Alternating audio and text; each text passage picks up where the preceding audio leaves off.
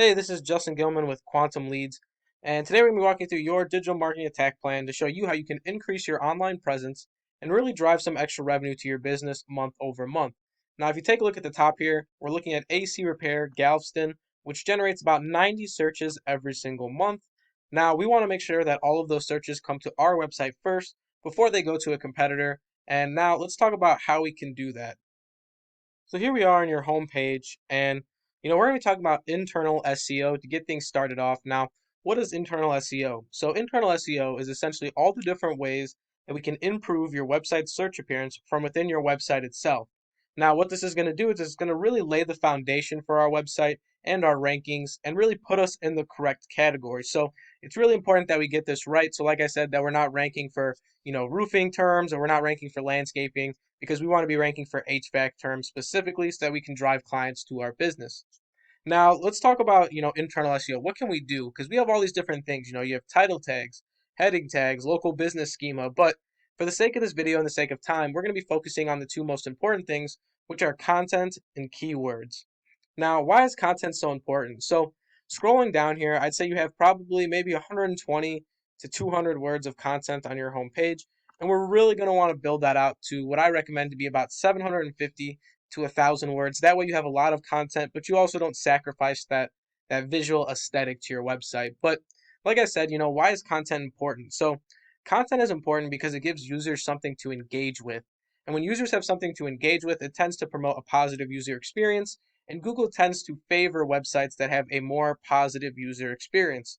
Now, the reason being is that if a user has that experience, they tend to come back to Google for further searches, and it would make sense that they're going to use Google again, so Google's going to promote websites that make users come back. So it's a win-win scenario for both you and Google if you can promote that positive user experience.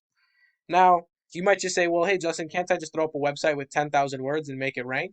Well, that would sound like a good idea based on what I just said.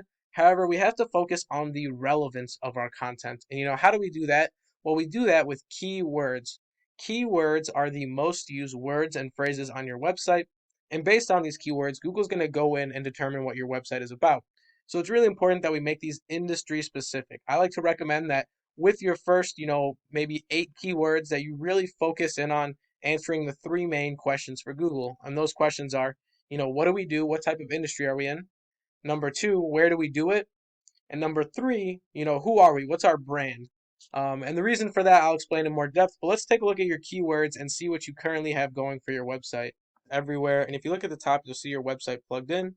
If we scroll down here, you'll notice your keywords from most used to least. We're going to focus on really those top like 6 keywords, and talk about answering those industry specific questions. So without further ado, here are your keywords. You have the Yext at number one, Yext at number two, script, tags, websites, async, installed. So your keywords are not very industry specific, and we really want to change that.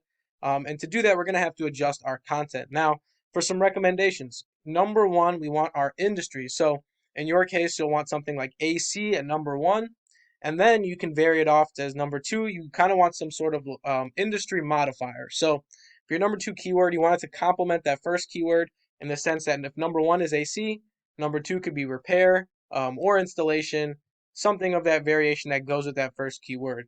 Now, in the number three and four spots, I always recommend using your location. So number three would be the city, so it'd be Galveston. Number four would be Texas. Just so you can tell Google exactly where you do business, drive that local traffic. And number five and six would be your brand. That way, just in case anybody across the United States tries to rank for the same name, your business will pop up first. So just something to think about. Those are what we really want to do with our first 6 keywords. So first two, industry specific. Three and four are location based, and five and six are going to be brand related. So definitely something to think about. Let's take a look at one of your competitors, see what they're doing as far as content and keywords go.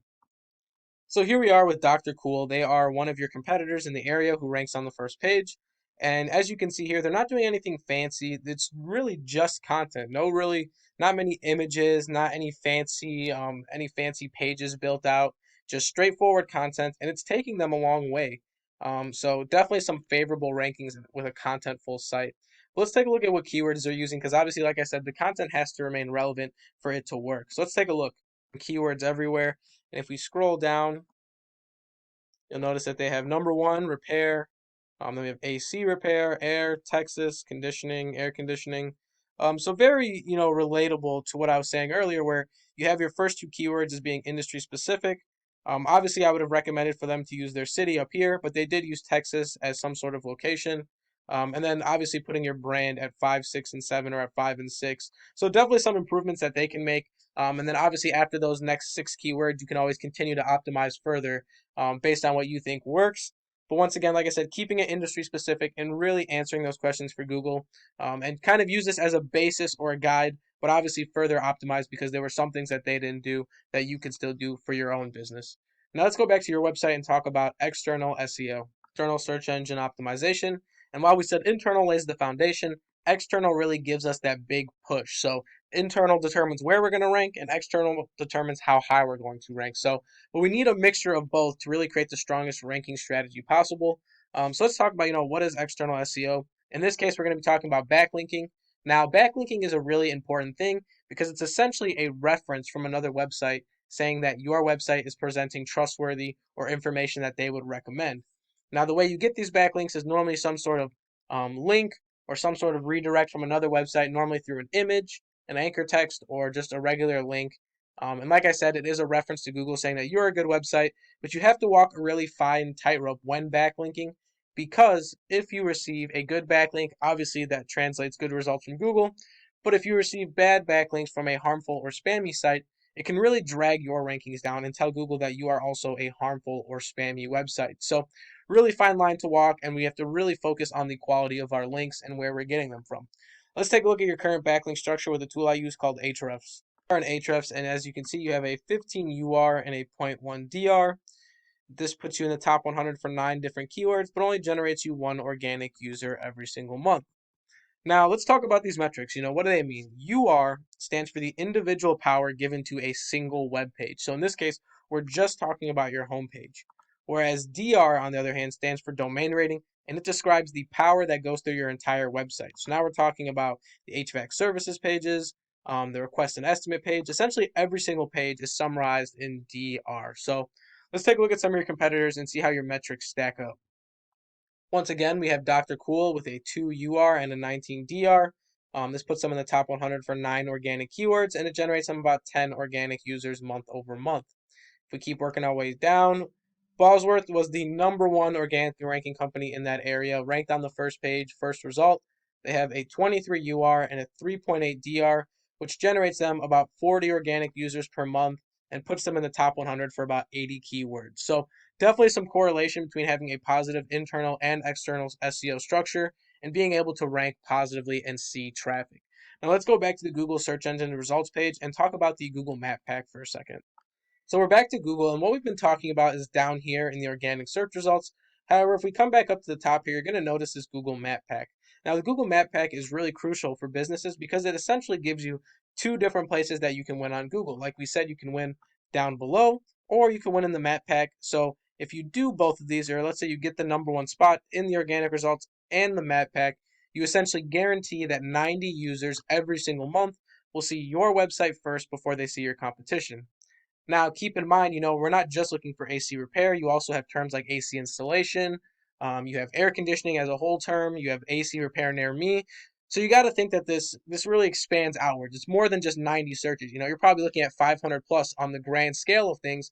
But in the sense of AC repair Galveston, this specific term, you will see 90 users seeing your website first before your competition. So definitely a very valuable tool and something to think about. But now, how do you get into the Google Map Pack? Well, to get into the Google Map Pack, you have to fill out the GMB form to 100% and verify via postcard. Now, in order to rank in the GMB or the Google Map Pack, you have to adhere to the factors that it's looking for. So, much like we did before with our SEO internally and externally, we have to do these things with the Google Map Pack, but it looks for a few different things. Now, the first thing it looks for is that you fill out that form to 100%. That's because the more information you give Google, the more reputable your business looks. Number two, we have to have a strong SEO presence. This is really important because it's going to determine the relevance. So SEO doesn't just help down below, down here, it also helps up here in the Map Pack. And then number three, they're looking for citations. Now, citations are all the different places your business's name, address, and phone number are listed online. And these help because Google can pull this information from other sites and sources and kind of check to once again get more information and make sure that you're a reputable source. So let's take a look at some citations or the number of citations each of these companies has, and we'll determine how many you'll need in order to start outranking them along with all the other SEO things we talked about. Here from bottom to top was the order. We have Robert Air LLC with 26 citations, and then we have One Call Air and Heat with 12 citations, and then Hillcroft Air Conditioning with 16. So, all in all, not too many citations when you look at it at first glance.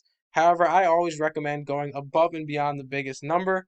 So, with 26, we're going to need 52 citations to really go in and beat our competition. And now, obviously, we're going to need this on top of the 100% filled out form and the SEO factors. So, with all these things together, you should see the strongest results, but we can't skip out on any one area. SEO and GMB work is kind of a broad spectrum of things, and we want to make sure we hit on each one to create the strongest ranking possible. Once again, my name is Justin Gilman. I work with Quantum Leads. I hope this video was very helpful, and we'd love to set up a meeting to talk about anything not in this video or any questions you may have. Once again, I hope this video was entertaining, and I hope it was educational. Thanks for watching.